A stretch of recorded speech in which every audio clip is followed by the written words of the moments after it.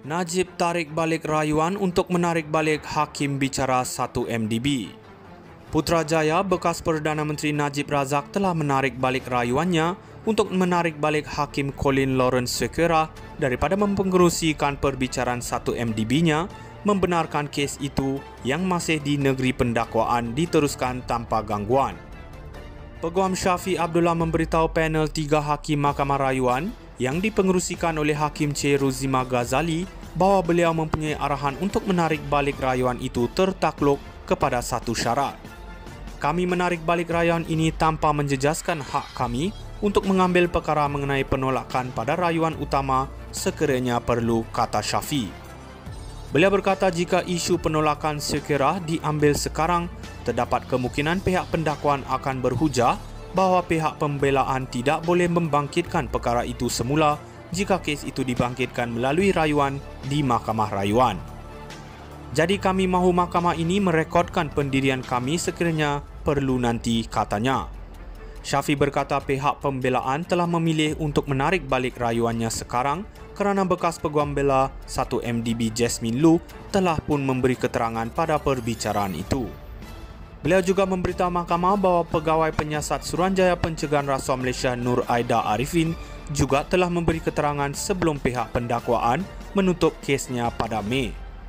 Timbalan Pendakwa Raya Kamal Baharin Omar berkata pihak pendakwaan menerima syarat penarikan diri itu. Cik Rozima yang bersidang bersama Hakim Ahmad Zaidi Al Ibrahim dan Azman Abdullah kemudian membatalkan rayuan itu. Pihak pembelaan boleh membangkitkan penolakan jika perlu kemudian, katanya. Tahun lepas Najib memfailkan permohonan untuk menarik balik Sequeira daripada mendengar kesnya selepas hakim mendedahkan bahawa Lu dan dia pernah menjadi rakan kongsi di sebuah firma guaman. Lu dipercaya bekas sekutu pembiayaan buruan Low Tech Joe atau Jolo yang didakwa dalang di sebalik skandal 1 MDB. Dia telah ditangkap dan direman oleh polis untuk siasatan berkaitan 1 MDB. Dalam keputusannya, Sequeira berkata Najib gagal melepaskan bebannya untuk membuktikan bahawa terdapat bahaya nyata berat sebelah jika beliau terus mendengar perbicaraan itu. Beliau berkata Lu telah meletakkan jawatan daripada firma guaman itu kira-kira 15 tahun lalu dan tidak ada komunikasi antara dia dan dia secara peribadi atau profesional. Najib didakwa atas 25 pertuduhan pengubahan wang haram dan salah guna kuasa ke atas dakwaan dana 1 MDB berjumlah RM2.28 bilion yang didepositkan ke dalam akaun M-Banknya antara Februari 2011 dan Disember 2014. Najib tarik balik rayuan untuk menarik balik Hakim bicara 1 MDB. Putrajaya bekas Perdana Menteri Najib Razak telah menarik balik rayuannya untuk menarik balik Hakim Colin Lawrence Sequeira daripada mempengerusikan perbicaraan 1 MDB-nya membenarkan kes itu yang masih di negeri pendakwaan diteruskan tanpa gangguan.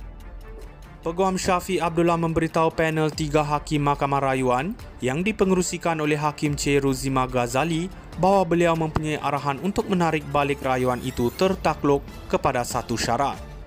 Kami menarik balik rayuan ini tanpa menjejaskan hak kami untuk mengambil perkara mengenai penolakan pada rayuan utama sekiranya perlu, kata Syafiq. Beliau berkata jika isu penolakan Sequeira diambil sekarang, terdapat kemungkinan pihak pendakwaan akan berhujah bahawa pihak pembelaan tidak boleh membangkitkan perkara itu semula jika kes itu dibangkitkan melalui rayuan di Mahkamah Rayuan. Jadi kami mahu mahkamah ini merekodkan pendirian kami sekiranya perlu nanti, katanya. Syafiq berkata pihak pembelaan telah memilih untuk menarik balik rayuannya sekarang kerana bekas peguam bela 1 MDB Jasmine Lu telah pun memberi keterangan pada perbicaraan itu.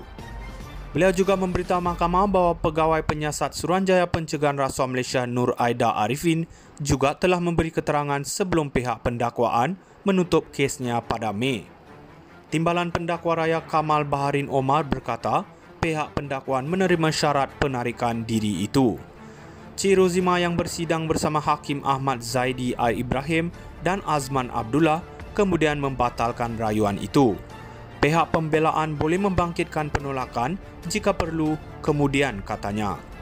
Tahun lepas Najib memfailkan permohonan untuk menarik balik Sequeira daripada mendengar kesnya selepas hakim mendedahkan bahawa Lu dan dia pernah menjadi rakan kongsi di sebuah firma guaman.